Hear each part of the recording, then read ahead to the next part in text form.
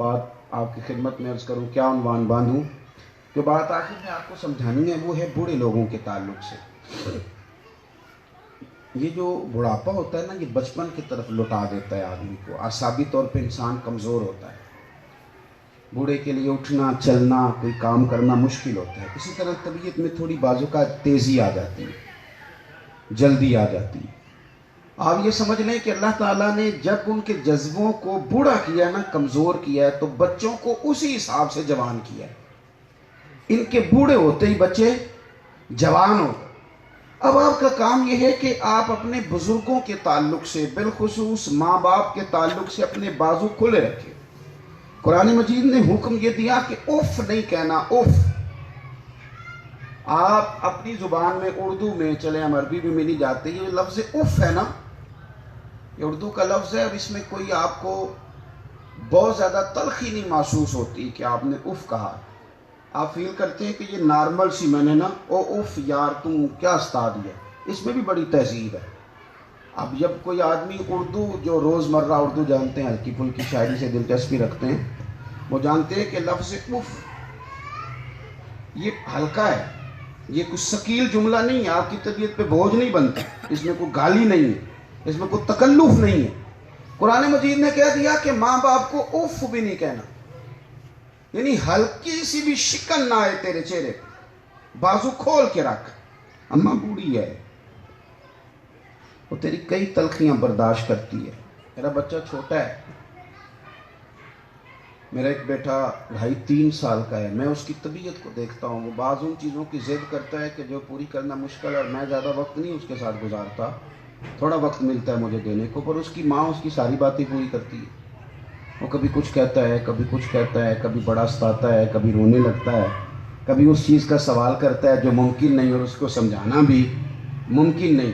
بچے ضد کرتے ہیں۔ میں دیکھتا ہوں کہ مائیں رات کی تنہائیوں میں، صبحوں کے اجالوں میں، اور عورت کے وہ دن ہوتے ہیں جو اس کے پہننے کے ہیں، کھانے کے ہیں، جوانی کے ہیں، پر وہ لٹا دیتی ہے سارا کچھ۔ اب اپنے گھر میں کبھی پلٹ کے دیکھیں کہ کس مشقت کے ساتھ، یعنی کہیں آنا جانا ہے، کہیں رکنا ہے، تو عورت، مرد جا سکتا ہے کہیں، آسانی سے نکل جاتا ہے بچے چھوڑ، بی بی نتھی ہو گئی ہے ان بچوں کے ساتھ۔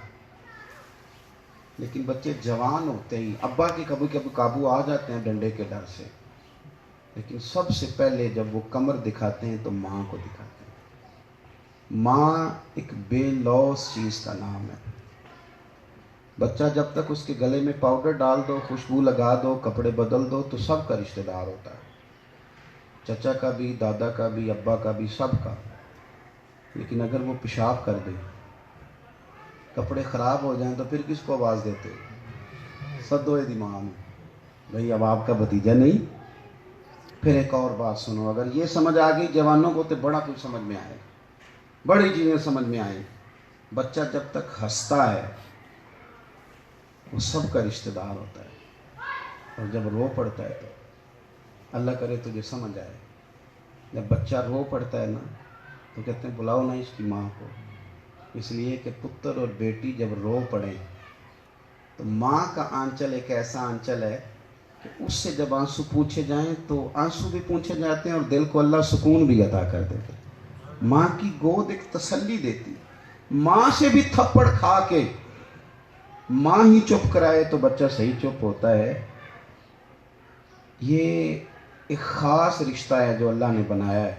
الحاوی للفتاوی میں حدیث ہے، راوی حضرت ابو ہریرہ رضی اللہ تعالیٰ عنہ ہیں، امام جلال الدین سیوطی شافعی رحمۃ اللہ علیہ اس کو نقل کرتے ہیں۔ حضور نماز پڑھانے کے لیے آئے فتح مکہ کے بعد، وَرَأَيْتَ النَّاسَ يَدْخُلُونَ فِي دِينِ اللَّهِ أَفْوَاجًا۔ اب ایک ایک دو دو بندے نہیں، اب تو فوجوں کی فوجیں دین میں آنے لگی، فوجوں کی فوجیں۔ او کہاں تک، مقام حرا تک دین کا پیغام پہنچ گیا۔ ہائے، حضور تشریف لائے تو مسجد کھچا کھچ بھری ہوئی صحابہ سے، اور جب کریم نے قدم رکھا تو وہ تعظیم تو ختم ہے نا حضور کے غلاموں، اٹھ کے کھڑے ہو گئے اور نظریں جھکا کے انہوں نے سلام نیاز پیش کیا۔ حضور نے یوں اپنے غلاموں کے خوبصورت چمکتے چہرے اور ان کی آنکھوں میں محبت کے وہ جلوے دیکھے تو آنسو آ گئے حضور کی آنکھوں میں۔ پھر ان آنسوؤں کو دامن کرم میں سمیٹا، نماز پڑھائی۔ تکمیل نماز پر لوگ تو چلے گئے، تو جو چند قریب اکثر بیٹھنے والے تھے، حضرت ابو بکر صدیق، فاروق اعظم، عثمان غنی، مولا علی کے قریب بیٹھ گئے۔ اس کی حضور آج آپ روئے، تو کوئی معاملہ نہیں تھا رونے والا، نماز کا وقت تھا۔ پوچھ سکتے ہیں کریم کیوں روئے؟ حضور نے فرمایا کہ آج میں تمہیں نماز پڑھانے آیا ہوں تو مجھے اپنی اماں کی یاد آئی، مجھے سیدہ طیبہ حضرت آمنہ رضی اللہ تعالی عنہا یاد آ گئی۔ آپ میری بات کو سمجھیں۔ یا رسول اللہ والدہ کی یاد آئی؟ حضور فرمانے لگے ماں نے تو وہ وقت دیکھا تھا نا جب مقام ابوا میں میں اکیلا تھا اور میرے جسم پہ سادہ لباس تھا۔ آج اللہ تعالیٰ نے اپنے وعدوں کی تکمیل کی اور یہ شان رب نے عطا کی کہ ہزاروں لوگ میرے منتظر ہیں نماز کے لیے۔ آج میرا دل چاہتا تھا کاش میری اماں موجود ہوتی، یہ سارے رنگ میری ماں دیکھتی۔ حضور فرمانے لگے میں تمہیں بتاؤں میرے غلاموں، میں نماز پڑھانے آتا، اللہ اکبر کہہ کے نیت باندھتا، سورہ فاتحہ پڑھ لیتا اور میری اماں آمنہ کو کوئی کام یاد آتا، وہ دروازے کا کپڑا سرکا کے کہتی بیٹا محمد میری بات سنو، تو حضور فرماتے ہیں مجھے اللہ کی قسم میں نماز چھوڑ دیتا، پہلے اپنی ماں کی بات سن کے آتا۔ آپ کے سمجھنے میں، آپ کے شعور میں اگر کچھ باتیں پکی بیٹھ جائیں، پکی، کچھ جگہیں ایسی ہوتی ہیں جہاں ہم سی نہیں کرتے، ہم نے ذہن بنا لیا ہوتا ہے کہ یہاں میں نے بولنا نہیں، آپ کا ذہن بن جاتا ہے۔ ہوتی ہیں کچھ جگہیں، اساتذہ ہیں، مشائخ ہیں، ہمارا کوئی آفیسر ہے، ہم نے سیکھ لیا جی حضوری کرنا، کام کو چلانا ہے۔ بلکہ میں تو کچھ ایسے مالکان فیکٹریوں کے اور بڑے لوگوں کو جانتا ہوں جو اپنے انجینئر کے سامنے بھی نہیں بولتے کہ یہ بھاگ گیا تو سارا کام اس کے ذمہ ہے۔ کچھ جگہ ہم نے بنائی نہیں کہ بس جی کرنی ہے، اس سے آگے نہیں جانا۔ ہاں بنائی ہے، بڑے بڑے وزیر ہیں ہمارے ملک میں جو جتنی زیادہ جی کریں وزارت اتنی اچھی لیتے ہیں۔ او بھائی اگر ہم نے بڑی جگہ جی کرنے کے لیے رکھ لی ہے تو گھر میں بھی تو دو لوگ ہونے چاہیے نا جن کے لیے ہم جی کریں، اور کہیں بس حرف آخر ہے۔ تو یہ اللہ نے ہمارے ماں باپ بنائے، یہاں آپ ارادہ کر لیں صرف جی کرنے کا ارادہ، اور دعائیں بے لوس اور دعائیں درد والی۔ آپ مجھے کہیں گے نا پیر صاحب دعا کریں تو میں نے پکی دعا یاد کی ہوئی اللہ خیر کرے، کیونکہ سینکڑوں لوگ روز کہتے ہیں۔ لیکن آپ ویسے ہی جا کے اماں جی کو اشارہ تو نہیں کہہ دینا اماں تھوڑی مشکل ہے میں جا رہا ہوں ذرا دعا کرنا، تو نے تو ویسے ہی کہا تھا نا، لیکن تیرے واپس آنے تک تیری اماں کا مصلی آنسوؤں سے بھیگ جائے گا کہ اللہ میرے پتر کی خیر کر، اللہ اس کی خیر فرما۔ لفظ تلفظ سیدھے ہونا ضروری نہیں، دل کا سیدھا ہونا بھی تو بڑا ضروری ہے نا، فقط اتنا ہی تو ضروری نہیں۔ تو ماں باپ کے ساتھ عقیدت کا رشتہ بنائیں، محبت اور وارفتگی کا رشتہ بنائیں، خلوص کا۔ مائیں بڑا کچھ ہوتی ہیں، باپ بڑا کچھ ہوتے ہیں۔ والد کا پی ایچ ڈی اسکالر ہونا ضروری نہیں، بس ابا ہونا ضروری ہے۔ وہ آپ کو اگر حویلی میں بھینسوں کے بیچ کھڑے کر کے بھی باپ آپ کو کوئی نصیحت کرے نا تو وہ سمجھ لیں کہ دودھ سے دھلی ہوئی ہے، کیونکہ اللہ نے نا جب اسے بیٹا دیا ہے تو پھر اسے سمجھانے کی رب کریم نے طاقت بھی دی ہے۔ اور ماں ہم کی کچھ نہ جانتی ہو، کوئی دو لفظ بھی نہ پڑھ سکتی ہو، اردو پنجابی کے بھی، لیکن جب اللہ تعالیٰ اسے ماں بناتا ہے تو آپ کے حصے کا دودھ بھی اسے دیتا ہے، آپ کے حصے کا کرم بھی اسے دیتا ہے، اور جو آنچل ماں پھیلا سکتی ہے سمجھانے کا وہ کوئی دوسرا پھیلا سکتا۔ حضرت بایزید بستامی رحمۃ اللہ علیہ فرماتے ہیں کہ میرے دل میں بات ختم کرنے لگا ہوں، میرے دل میں لو لگ گئی، ایک لو لگ جاتی ہے نا، رب کریم کو تلاش کرنا ہے، پھر تیری تلاش میں پھرا میں جنگل پہاڑ اور دشت میں، معرفت کا نور لینا ہے، اس کی حضوری کو حاصل کرنا ہے۔ 12 سال ماں سے اجازت لے کے چلا گیا، اماں مجھے حق معاف کر دے تو میں اپنے رب کو راضی کر لوں، کہتے ہیں بڑی عبادت کی، لیکن وہ جو خاص معرفت کا نور اور وہ جو جلوے میں چاہتا تھا نصیب نہ ہوئے۔ 12 سال کے بعد گزر رہا تھا میں بستام سے تو خیال آیا اماں سے نہ مل لوں، حالانکہ ماں نے تھپکی دے کے راضی ہو کے بھیجا عبادت کے لیے۔ باقی بھائی اماں کی خدمت میں موجود ہیں، فرماتے میں گزر رہا تھا بستام سے تو دستک دی، 12 سال بیت گئے، وہ اماں کو ابھی بھی یاد ہے کہ یہ دروازہ کھٹکھٹانے کا سٹائل کسی اور کا نہیں ہے، میرے پتر کا ہے۔ اماں کو اتنا پتہ ہوتا ہے، اتنا۔ میری اماں جی شوگر کی مریضہ تھی، बूढ़ों को नींद कम आती है, आँख खुल जाए तो दोबारा भी मुश्किल से लगती है। तो मैं भाई को कहता था, फ़ोन करता था कि अम्मा सो गई? ये कहता सो गई। तो मैं कहता था मैं आ रहा हूँ जलसे से देर से वापस, मैं तुम्हें फ़ोन करूँगा तो चुपके से दरवाज़ा खोल देना, अम्मा जी को पता ना चले। तो कई दफ़ा रात को जूते ऐसे पहने होते थे जिनके चलने से आवाज़ आती है, तो मैं उतार लेता था गेट पे कि चुपके से गुजर जाऊँ। तो अभी 2-3 पैर पूरे नहीं रखते थे कि अम्मा कमरे से बोल पड़ती थी, पुत्र आ गए, टहन न ला जाए कर, नींद नहीं होगी, ज़माना नहीं ठीक। ये 2-4 लफ्ज़ और उनकी तासीर तो समझ आई। फिर मैंने कहा यार छोड़ दो, दरवाज़ा खटखटाने ठीक है, वो तेरा ख्याल है वो सो गई हैं, लेकिन कहाँ नींद आती? कौन आपके लिए बेदार रहता है? कौन आपके लिए जागता है? सोने वाले सो जाते हैं। ये अल्लाह ताला ने तबीयत। हज़रत बायज़ीद कहते हैं दस्तक दी, अम्मा ने पूछा भी नहीं कौन है, मैंने दस्तक दी तो अंदर से बोल के कहने लगी बिस्मिल्लाह मेरा बायज़ीद आया। तो ठहर में आई, फटाफट दरवाज़ा खोला, फिर माथा चूमा, फिर कहो कितना कमज़ोर हो गया पुत्र, जिस काम गया था हुआ कि नहीं?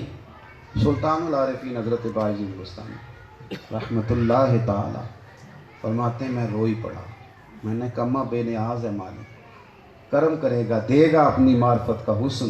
कहते अम्मा ने जल्दी से रोटियां पकाई, का तो रोटी खा, मैं अभी आई। साथ वाले कमरे में मुसल्ला बिछाया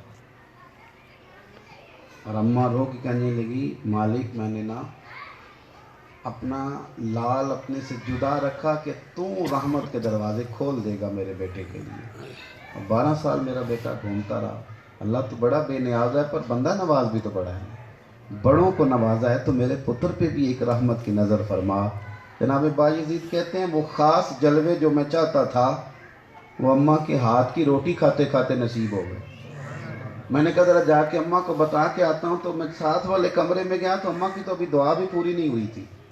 तो मैं फिर माँ के आंचल के साथ लिपट गया और सही हदीस में ये लफ्ज़ मौजूद हैं, हुज़ूर ने फरमाया 3 लोगों में से एक तेरे माँ बाप है कि ये जब भी तेरे लिए हाथ उठाएं अल्लाह इनके हाथ खाली वापस नहीं करता। अल्लाह औलाद के हाथ में माँ बाप की दुआएं ज़रूर कबूल फरमाता है अपनी रहमत से। फरमाते हैं कि मैं माँ की दुआ भी पूरी नहीं हुई थी और मालदा ने जब दुआ ख़त्म की तो फिर मैं अम्मा के कदमों से लिपट गया। मैंने कहा अम्मा मैं समझा हूँ रब भी करम करेगा तो तेरी दुआ की बरकत से करे। तो अपनी तवज्जुहात, जवान सिर्फ थोड़ा हौसला बड़ा करें, तलखी थोड़ी छोड़ें, क्योंकि बहुत ज़्यादा मोबाइलों के अंदर घुस गए हैं। तो ज़िंदगी बाहर है, अंदर नहीं। हम सारी ज़िंदगी ये समझते हैं कि फ़लाने ने आज ये कहा था तो शायद सारा कुछ, ये नफ्सियाती एक फोबिया है। आप बाहर निकलें, ज़िंदगी बाहर है। जीते जागते उठते बैठते लोगों के साथ वक्त गुजारें। अगर आप मुजस्सम वक्त गुजारने लगेंगे ना, ये मुजस्सम चीज़ें जो आपके सामने तस्वीरें हैं ये मुजस्सम है, ये कैद हो गई हैं, ये जीते जागते लोग नहीं हैं। इनके साथ आप अगर इतना ज़्यादा वक्त बिताने लगेंगे तो आप लोगों से दूर हो जाएंगे। अपने दिल पे और ये याद रखें कि जो लोग अपने लिए जीते हैं वो खुद गर्ज भी हो जाते हैं और तन्हा भी रह जाते हैं। आपने अगर हर वक्त यही सोचा ना मुझे तंग कोई ना करे, दरवाजे पे दस्तक कोई ना दे और मुझे तकलीफ़ कोई ना दे, तो फिर आप खुद गर्ज तो होंगे ही, तन्हा भी रह जाएंगे। अपनी तबीयत से थोड़ी सी आराम पसंदी ख़त्म करें। आप थोड़ा सा दूसरों के लिए जीना सीखें। कभी कभी अब्बा के कहने पे 2 घंटे नींद कम करके देखें, अगले दिन अल्लाह सुकून की नींद अता फरमाए। अगर उनका दिल करता है कि आप फजर में जाग जाएं तो जाग जाएं, आपके लिए आसानी है। अगर अम्मा को अच्छा लगता है ना, अच्छा लगता है अम्मा को कि आपको 1 घंटा आके अम्मा के पास बैठें तो ज़रूर बैठें, आपको उसका नफ़ा हासिल होगा। ये सारी चीज़ें हमें बारगाह महबूब से मिलेंगी। हमें किसी नए मोटिवेशन स्पीकर की ज़रूरत नहीं है, हमें सारा कुछ हुजूर ने अता फरमाया। शर्त यह है कि हम करीब जाएं दीन के और इन चीज़ों को हासिल करें, वक्त पे मस्जिद जाएं। मौलाना ख़तीब साहब जो शुरू से जुमे की बात शुरू करें उसे शुरू से सुने और उस मज़मून को अपने लिए समेट के लाएं, बहस के लिए नहीं, अपने लिए समेट करके लाएं। दीन को एक एक बाब करके सीखें। ये सीखने वाले के लिए आसान हो जाता है, इरादा करने वाले के दिल में अल्लाह इसे जल्दी पैदा करता है। दुआ करता हूँ जो कह सका अल्लाह कबूल फरमाए। दौरान गुफ्तगू जहाँ भूले अमदन साहबन अल्लाह ताला हमसे दरगुज़र फरमाए। अस्तग़फिरुल्लाह रब्बी मिन कुल्लि ज़ंबिन व अतूबु इलैह। आखिर दावा।